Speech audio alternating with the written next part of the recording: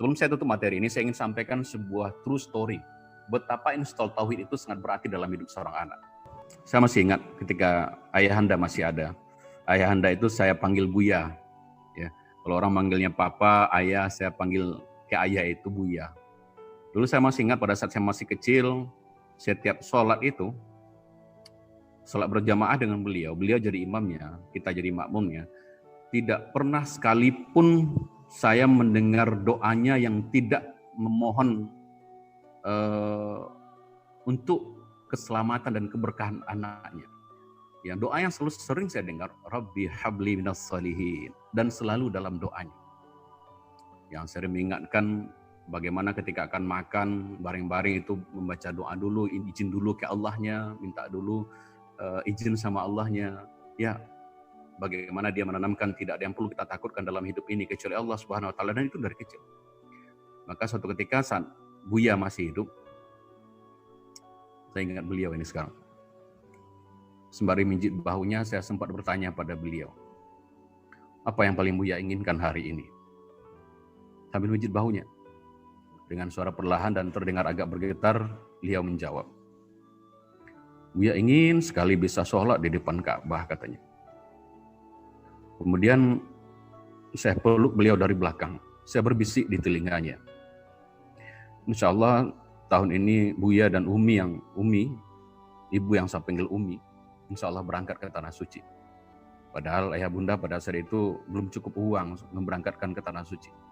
Namun Allah, Masya Allah, punya cara yang luar biasa. Alhamdulillah Buya dan Umi tahun 2018 Allah izinkan berangkat. Dan suatu saat Buya selesai sholat di depan Ka'bah, beliau nelpon saya. Assalamualaikum nak. Waalaikumsalam Buya. Dia bilang, Buya sedang di depan Ka'bah nak. Terima kasih ya nak, sudah membawa kami ke sini. Terima kasih, sambil nangis dia nelpon saya. Nikmat sekali bisa memegang dinding Ka'bah.